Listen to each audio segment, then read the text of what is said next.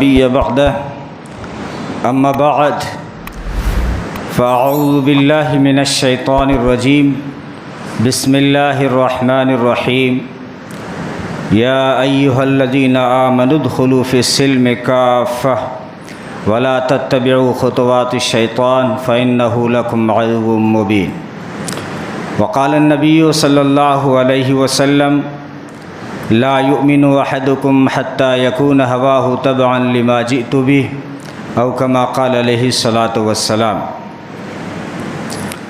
محترم دوستوں، بزرگوں اور عزیز بھائیوں، اللہ تبارک و تعالیٰ کے بے شمار انعامات اور احسانات ہیں کہ جس نے ہمیں دین اسلام سے نوازا ہے۔ دین اسلام سراسر سلامتی اور بھلائی کا نام ہے۔ نبی پاک صلی اللہ علیہ وسلم نے فرمایا الدین النصیحہ، دین خیر خواہی کا نام ہے، دین انسانیت کے لیے بھلائی بن کر آیا ہے۔ ابو سفیان سے نبی پاک صلی اللہ علیہ وسلم نے یہی فرمایا تھا ویحک یا ابا سفیان قد جئتکم بکرامت الدنیا والآخرہ فاسلموا تسلموا۔ ابو سفیان، تمہاری ذات پہ مجھے دکھ ہوتا ہے اور افسوس بھی ہوتا ہے، اتنا بڑا لیڈر ہے لیکن میرے اسلام کو نہیں سمجھ سکا۔ میرا اسلام صرف آخرت کی بات نہیں کرتا، میرا اسلام صرف قبر کی بات نہیں کرتا، میرا اسلام صرف نماز روزے زکوٰۃ کی بات نہیں کرتا۔ میرا اسلام جو میں اسلام لایا ہوں، میری جو شریعت ہے، میری شریعت جو ہے،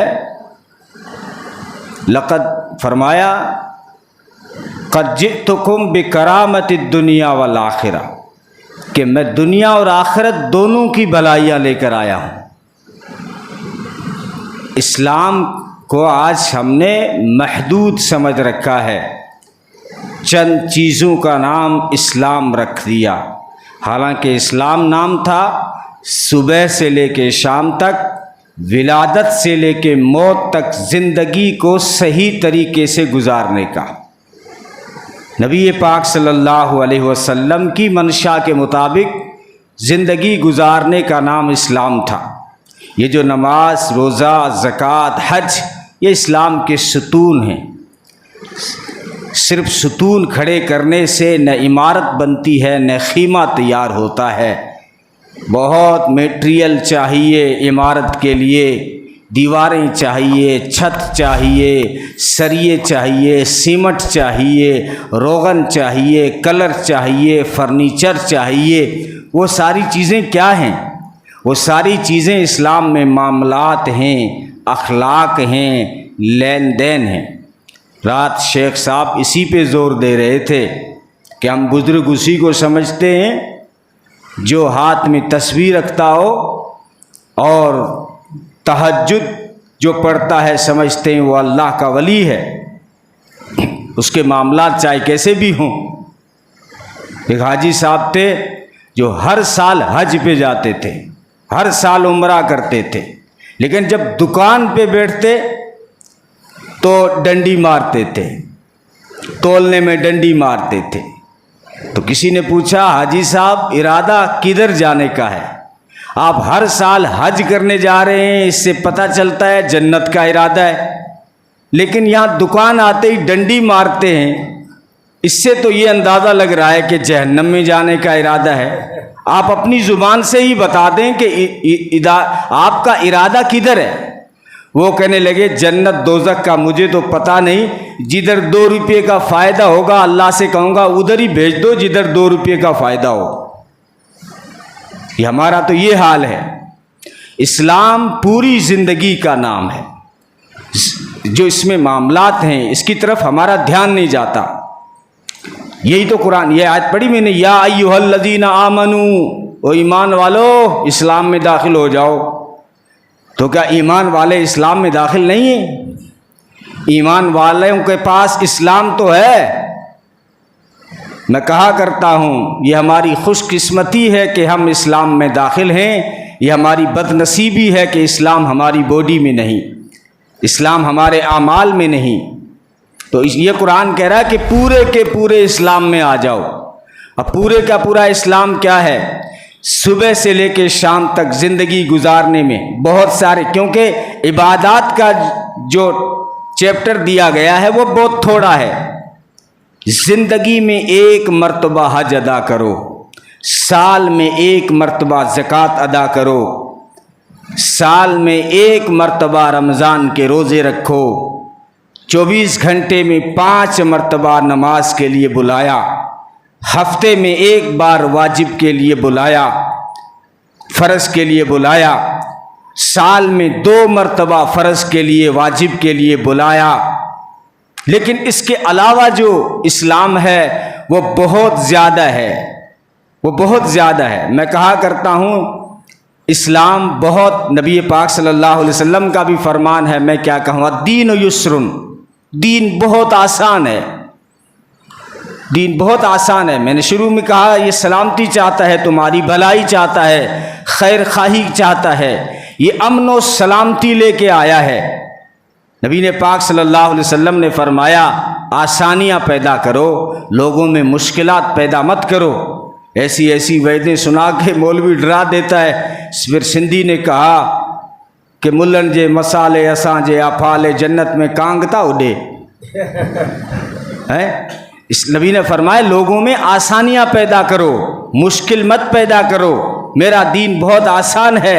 الدین و یسرن، کیونکہ دین کا مفہوم ہم سمجھے نہیں، اس لیے ہم نے اس کو مشکل سمجھ لیا کہ بہت بھاری ہے. نہیں نہیں، نبی فرما رہے ہیں دین بہت آسان ہے، دین بہت آسان ہے، جنت کمانا بہت آسان ہے.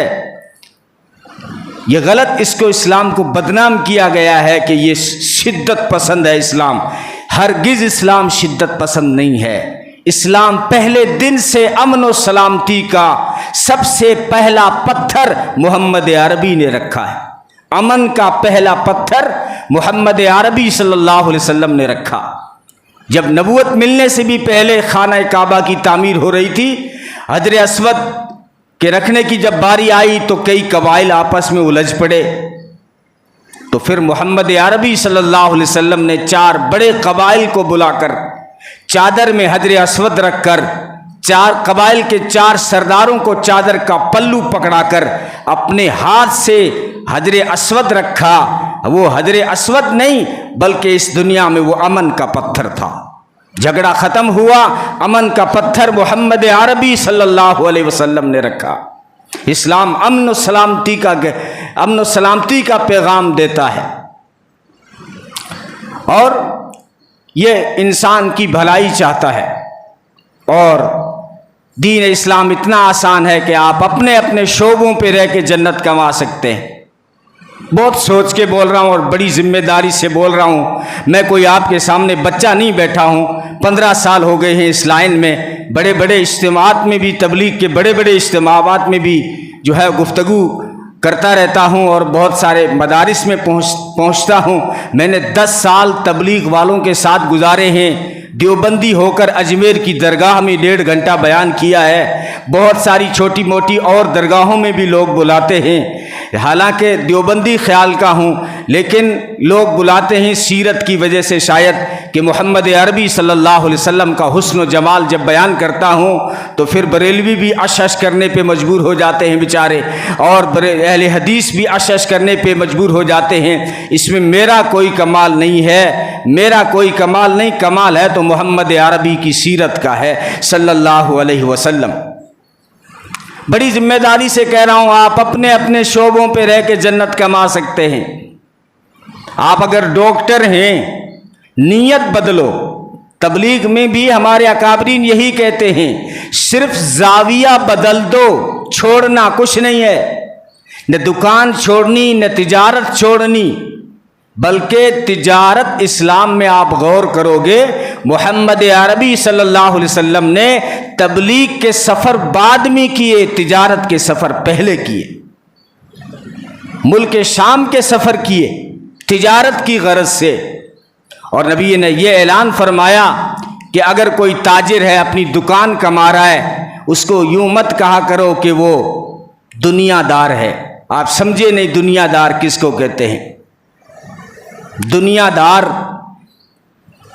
آپ سمجھے نہیں، اسلام مالدار کی کبھی برائی نہیں کرتا، یاد رکھنا، اسلام میں مالداری کی برائی نہیں ہے۔ مولوی کر دے، اد ملا کر دے، اس کی تو میں ذمہ داری نہیں لیتا، لیکن اسلام میں مالداری بری نہیں ہے۔ اگر اسلام میں مالداری بری ہوتی تو زکوٰۃ کہاں سے ادا ہوتی؟ اسلام میں اگر مالداری بری ہوتی تو حج کیوں فرض ہوتا؟ اسلام میں مالداری اگر بری ہوتی تو عثمان غنی کو دھرتی پہ چلتے ہوئے جنت کا ٹکٹ کیوں دیا گیا؟ اگر اسلام میں مالداری بری ہوتی تو عبد الرحمن بن عوف جن کے سونے کی چٹانیں تھی ان کو دھرتی پہ چلتے ہوئے جنت کا ٹکٹ دے دیا گیا۔ عشرہ مبشرہ جو ٹاپ 10 صحابہ ہیں ان میں یہ دونوں صحابہ ہیں، بلکہ دنیا میں کوئی ایسا مالدار نہیں آیا جس کے نام کے ساتھ مالداری چپک گئی ہو، کوئی نہیں آیا آج تک، نہ یورپ میں آیا، نہ ایشیا میں آیا، نہ افریقہ میں آیا، ایسا کوئی نہیں آیا جس کے نام، ہاں امبانی آئے، بڑے بڑے ٹاٹا والے، برلا والے آئے، لیکن کسی کے ساتھ نام کے ساتھ مالداری نہیں چپکی۔ حضرت عثمان وہ صحابی ہیں کہ جن کے نام جب لیا جائے گا تو کہا جائے گا عثمان غنی، غنی کا مطلب ہے مالدار، بڑے مالدار تھے عثمان غنی۔ تو مالداری بری نہیں ہے، آپ اپنی دکان پہ بیٹھ کے بھی جنت کما سکتے ہیں، لوگوں کے فتووں سے کچھ نہیں ہوتا۔ مولوی تو آج کل ہر ایک اپنا جو ہے ٹھیا چلا رہا ہے، یہ کہہ رہا ہے کہ ماں جو میاڑو اساڑو پھر کو جنت میں جا سے، بیجا سے جہنم میں جا سے، ہاں کلامت کفر و فتو، او کافر او کافر او کافر، تو ہیکھلو جنت میں کبڈی کھیلیس۔ نہیں نہیں، اسلام بہت آسان ہے۔ آپ دکان پہ رہ کے، نبی نے فرمایا، اپنی طرف سے نہیں کہہ رہا ہوں، دکان پہ بیٹھ کے 2 کام کر لو، ایک تو اپنی تجارت میں دیانت اور ایمانداری لے آؤ، دوسری یہ سچائی لے آؤ۔ 2 چیزیں دکانداری پہ اگر آپ کرتے ہیں، اور بہت مشکل ہے دکان پہ بیٹھ کے سچ بولنا، مسجد میں بیٹھ کے سچ بولنا آسان ہے، مدرسے میں چٹائی پہ بیٹھ کے سچ بولنا آسان ہے، دکان پہ بیٹھ کے سچ بولنا بڑا مشکل ہے۔ اسی لیے نبی نے فرمایا التاجر الصدوق الامین مع النبیین والصدیقین والشہداء، کہ دکان پہ بیٹھ کے اگر کوئی سچائی دکھا دے، ایمانداری دکھا دے، وہ کل قیامت کے دن نبیوں کے ساتھ اٹھے گا، وہ نبیوں کے ساتھ اٹھے گا۔ کتنا بڑا مقام دے دیا، بہت آسان۔ اگر آپ پٹیل ہیں، پٹیل بھی ہوں گے نا کھانیانے والوں، آج تو گھر گھر پٹیل ہے، اگر پٹیل نہیں ہوتے تو اتنے جھگڑے بھی نہیں ہوتے۔ پٹیل تو ہونے چاہیے، لیکن آج کل ہر آدمی پٹیل ہے، ایسا نہیں ہونا چاہیے۔ نبی نے فرمایا تمہارے بڑوں کے ساتھ اللہ نے برکت رکھی، تمہارے بڑوں کے ساتھ اللہ نے برکت رکھی ہے۔ تو پٹیلوں تم بھی سنو اسلام کتنا آسان ہے، فیصلے کرتے رہتے ہو، پتہ نہیں کیسے کرتے ہو۔ زندگی میں اگر ایک فیصلہ تم نے صحیح کر دیا، نبی نے فرمایا 60 سال کی عبادت سے بہتر ہے، 60 سال کی عبادت سے اچھے فیصلوں۔ مظلوم کا ساتھ دو، غریب کا ساتھ دو، نہیں جو بکرا کھلائے گا اس کا ساتھ دیتے ہیں، یہ غلط ہے۔ غریب کا ساتھ دو، انصاف کرو، پھر جو ہے 60 سال تم 5 منٹ میں کما سکتے ہو، 60 سال کی عبادت۔ اگر آپ ڈاکٹر ہو تو بھی جنت کما سکتے ہو۔ وہ کیسے کہ ڈاکٹر کے پاس جب مریض آتا ہے اس کو گراہک کی نگاہ سے مت دیکھو کہ اب مرغی آ رہی ہے اس کو پھنساؤں گا، نہیں نہیں، اگر گراہک بیچارہ جو ہے لرزتا ہوا آ رہا ہے، بخار میں کانپتا ہوا آ رہا ہے، اس کو تم جو ہے عیادت کی نگاہ ڈالو، بس میں اس کا معالجہ کروں گا، اللہ شفا ڈالے، اگر میرے ہاتھ سے اس کو شفا ملتی ہے، اس کے اوپر آپ ایک بار رحم کی اور ایک جو عیادت کی نگاہ ڈالو، جیسے مریض کو دیکھنے بھی جاتے ہیں نا کہ وہ فلانا عزیز بیمار ہے چلو دیکھ کے آتے ہیں، تو ڈاکٹر کو ٹائم نہیں ملتا رشتہ داروں کو دیکھنے کا، اپنی کرسی پہ بیٹھا بیٹھا تو مریضوں پہ چہرے پہ عیادت کی نگاہ ڈال دے، 70,000 فرشتے تیرے لیے مغفرت کی دعا کریں گے۔ کتنا آسان ہے اسلام۔ اگر آپ وکیل بن گئے تو اچھا فیصلہ کرو، 60 سال کی عبادت سے بہتر ہے۔ تو اسلام بچوں تمہیں بھی نہیں روکتا، نہ تمہیں جیم میں جانے سے روکتا ہے، نہ تمہیں کھیل سے جو جائز کھیل ہیں، اگر آپ ہیلتھ کے لیے، آپ اگر صحت کے لیے کھیل رہے ہیں تو اسلام آپ کو نہیں روکے گا۔ آپ اسی نیت بس ٹھیک کر لو۔ آپ چاہے کرکٹ کھیل رہے ہیں عصر کے بعد، ایک بات یاد رکھیں، کرکٹ کے چکر میں نمازیں نہ چلی جائیں۔ اگر آپ نماز کی پابندی کرتے ہیں، اگر آپ ہاشم املہ بن کر کھیلتے ہیں یا معین علی بن کے کھیلتے ہیں تو پھر اسلام آپ کو منع نہیں کرے گا۔ اسلام آپ کو ہرگز منع نہیں کرے گا، اور جو منع کرے وہ اسلام کو سمجھا نہیں ہے۔ اسلام منع نہیں کرے گا آپ کو، اگر آپ کی نیت یہ ہے کہ میری باڈی تھوڑی صحیح ہو۔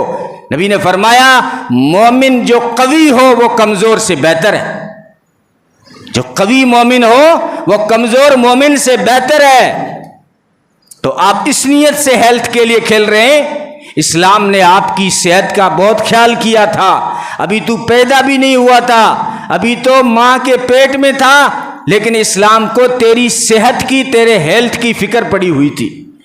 جب ماں کے پیٹ میں بچہ ہوتا ہے، اگر رمضان کا مہینہ آ جائے، اب آ رہا ہے رمضان، کر لو اس کی تیاری، اور قرآن کی تلاوت کو بھی بڑھا دو، اور دعا کرو کہ اللہ ہم سب کو رمضان تک پہنچا دے۔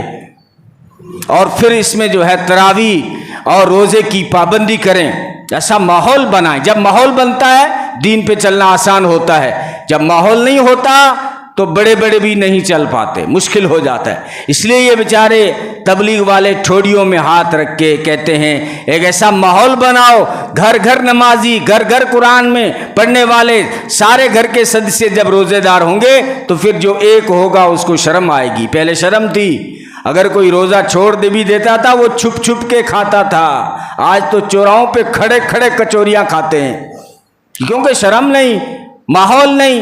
اسی لیے جو ہے ایسا ماحول ہم بنائیں۔ تو رمضان کے روزے کی فضیلت کیا؟ نبی نے فرمایا جو ہے اللہ تبارک و تعالیٰ جب قیامت کے میدان میں نیک اعمال کا بدلہ دے گا تو فرشتوں سے دلوائے گا کہ نماز کا یہ ثواب ہے، روزے کا، زکوٰۃ کا یہ ہے، حج کا یہ ہے، عمرے کا یہ ثواب ہے۔ لیکن جب روزے کے ثواب کی باری آئے گی اللہ فرمائیں گے فرشتوں تم ہٹ جاؤ، تم روزے کا بدلہ نہیں دے سکتے ہو، روزے کا بدلہ میں خود اپنے بندوں کو دوں گا۔ اگر میرا بندہ راضی نہیں ہوا تو پردے ہٹا کے میرے بندے کو اپنا دیدار کرا دوں گا، وہ خوش ہو جائے گا۔ یہ روزے کا بدلہ ہے۔ لیکن تیری ہیلتھ کا خیال اسلام نے کتنا رکھا کہ جب تو ماں کے پیٹ میں تھا تو اسلام نے تیری ماں کو حکم دیا کہ بچہ اگر ماں کے پیٹ میں ہو اور رمضان کا مہینہ آ جائے اور روزہ رکھنے کی وجہ سے بچے کی کمزوری کا خطرہ ہو تو اے مومن ماں تو روزہ چھوڑ دے، بچے کی صحت کا خیال رکھ۔ اگر دودھ پلانے والی ماں ہے، روزہ رکھنے کی وجہ سے اگر بچے کی صحت پہ معمولی سا بھی فرق آ رہا ہے، اسلام نے کہا کہ جو ہے تم روزے بعد میں قضا کر لینا۔ بعد چھوڑ دے گا مطلب یہ نہیں کہ پھر قضا ہی نہیں رکھنی، قضا تو رکھنی پڑے گی، چاہے 6 مہینے کے بعد رکھ۔ اسلام تجھے یہ بھی نہیں کہا کہ بقرعید سے پہلے رکھنے ہوں گے، یہ بھی نہیں کہا 6 مہینے کے بعد رکھ دینا، 8 مہینے کے بعد رکھ دینا، بچہ جب دودھ چھوڑ دے تب رکھ دینا، جب ڈیلیوری ہو جائے تب رکھ دینا، لیکن ابھی روزہ چھوڑ دے کیونکہ بچے کی صحت کا مسئلہ ہے۔ یہ ہے اسلام۔ اسلام بہت آسان ہے، اسلام بہت آسان ہے۔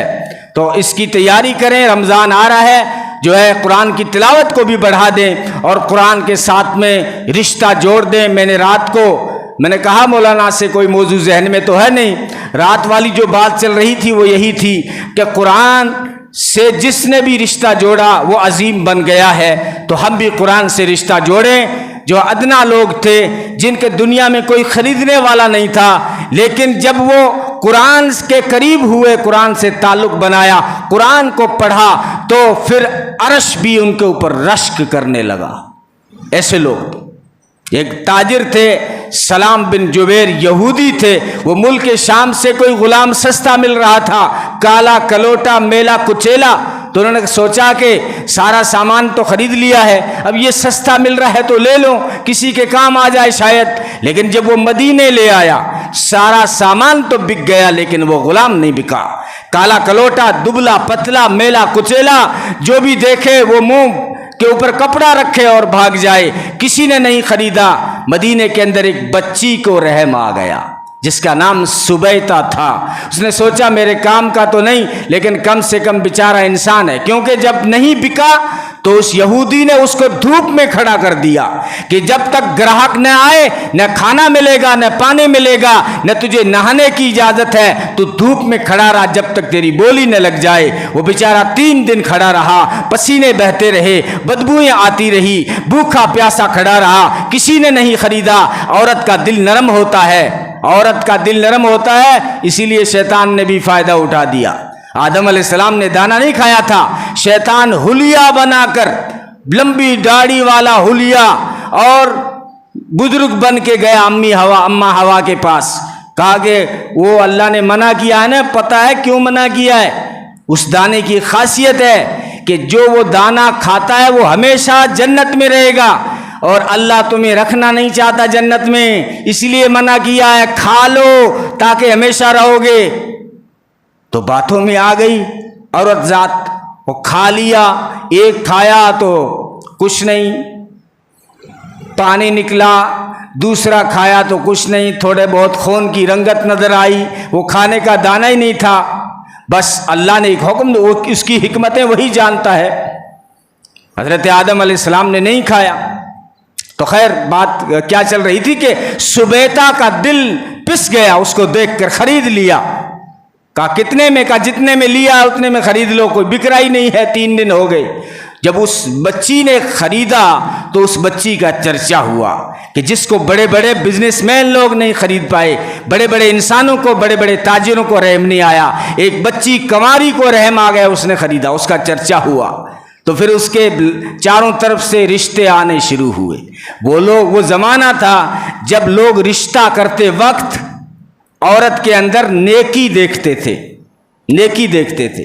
آج ہم تو بڑا خاندان، بڑا پاندان اور بڑا حسب نسب یہ دیکھتے ہیں، لیکن اس وقت یہ تھا کہ نیکی تھی اس کے اندر تو رشتے آنے شروع ہو گئے۔ ایک قافلہ جا رہا تھا، تاجروں کا تھا، وہ بھی اس میں ابو حذیفہ ایک تاجر تھے۔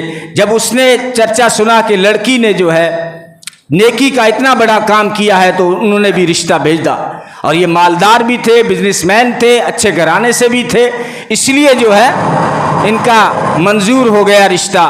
شادی سبیتا کی ابو حذیفہ سے ہو گئی۔ حضرت ابو ہریرہ رضی اللہ تعالیٰ عنہ نے جب نکاح کیا تو نبی سے مشورہ کیا کہ میری کل شادی ہونے والی ہے، آپ بتائیے کس سے شادی کروں، کیسے شادی کروں؟ نبی نے فرمایا لوگ جو شادی کرتے ہیں تنکح المرأۃ لاربع، مرد جب شادی کرتا ہے تو عورت میں 4 چیزیں دیکھتا ہے، 4 چیزیں دیکھتا ہے، لمالہا ولحسبہا ولجمالہا ولدینہا۔ یا تو حسب دیکھتا ہے کہ خاندان کیسا ہے، یا تو اس کا حسن دیکھتا ہے کہ خوبصورت کیسی ہے، یا اس کا جو ہے مال دیکھتا ہے کہ کتنی مالدار گھرانے سے ہے، یا دین دیکھتا ہے۔ اے ابو ہریرہ میری رائے یہ ہے کہ مال دیکھو، یہ برا نہیں کہا اسلام نے، اگرچہ ایک روایت ہے کہ جو صرف نیت مال کی کرتا ہے وہ فقیر بن جائے گا، جو صرف بڑے خاندان کی نیت کرے گا وہ ذلیل ہو جائے گا، جو صرف جو ہے حسب نسب دیکھے گا وہ پست ہو جائے گا، اور حسن صرف حسن دیکھے گا یہ حسن تو ڈھل جائے گا، تیرے ہاتھ کیا آئے گا پھر۔ اس لیے نبی نے فرمایا ابو ہریرہ میری رائے یہ ہے کہ جس عورت سے تو نکاح کرے اس عورت میں دین ضرور دیکھنا، اس عورت میں دین ضرور دیکھنا۔ تو اس کا چرچا ہوا۔ تو میں یہ کہہ رہا تھا جو بک نہیں رہا تھا اس بچی نے خریدا، ابو حذیفہ سے اس بچی کا نکاح ہوا۔ جب یہ قافلہ مکے پہنچا ہے تو وہاں پر حضرت عثمان غنی کے پارٹنر تھے ابو حذیفہ۔ حضرت عثمان غنی نے استقبال نہیں کیا، ہر بار وہ استقبال کرتے تھے، جب باہر سے وہ کاروبار سے آتے تھے تو استقبال کرتے تھے، لیکن اس بار استقبال نہیں کیا۔ تو دوست تھے، آپس میں پوچھا کہ اس بار آپ نے میرا استقبال کیوں نہیں کیا؟ میں ملک شام سے آ رہا ہوں، مدینہ ہو کے آ رہا ہوں۔ کہا کہ میں تو مسلمان ہو گیا ہوں، تو ابھی تک جو ہے کفر میں پڑا ہوا ہے، اب میں تیرا کیسے استقبال کروں؟ اب کیسے تیری اور میری دوستی قائم ہوگی؟ یہی سوچ رہا تھا۔ کہ ہوا کیا ہے کہ اسلام نبی پاک صلی اللہ علیہ وسلم جو پیش کر رہے ہیں وہ بہت جو ہے بھلائی والا اسلام ہے، بہت جو ہے خیر خواہی والا اسلام ہے، اس کو میں نے قبول کر دیا ہے۔ تو کہا کہ آپ میرے دوست نے جب قبول کر دیا تو مجھے بھی کلمہ پڑھا۔ ابو حذیفہ مسلمان ہو گئے تو وہ بچی بھی ہوشیار تھی کہ جب شوہر نے جو ہے کلمہ پڑھ کے وہ مسلمان ہو گئے تو سبیتا بھی اسلام میں داخل آ گئی۔ اب جب سبیتا اسلام میں آئی تو وہ غلام بھی اسلام میں آ گیا۔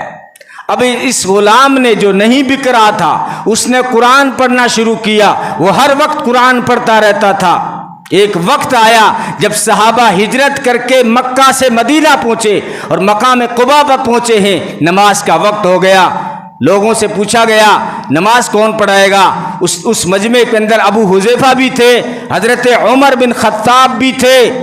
کہا کہ نماز تو وہ پڑھائے گا جس کو قرآن زیادہ آتا ہے۔ تو مجمع میں پتہ چلا قرآن سب سے زیادہ تو وہ اسی غلام کو آتا ہے جو ابھی اسلام میں داخل ہوا، ہر وقت قرآن پڑھتا رہتا ہے۔ پھر اسی نے جس کا نام سالم تھا، سالم نے آگے بڑھ کے عمر بن خطاب کا بھی امام بنا، ابو حذیفہ کا بھی امام بنا۔ یہ درجہ دیا اس کو قرآن نے۔ جو قرآن سے رشتہ جوڑتا ہے وہ قرآن جو ہے دھرتی کی پستیوں سے لوگوں کو اٹھا کے عرش کی بلندیوں تک پہنچا دیتا ہے، عرش کی بلندگیوں تک پہنچا دیتا ہے۔ تو خیر آپ بھی یہ چار چیزیں جو ہے دیکھتے ہیں، اس میں دین بھی دیکھا کریں۔ یہ انسان کی فطرت ہے، مال بھی دیکھتا ہے، جمال بھی دیکھتا ہے، کمال بھی دیکھتا ہے، لیکن دین بھی دیکھا کریں رشتہ کرتے وقت۔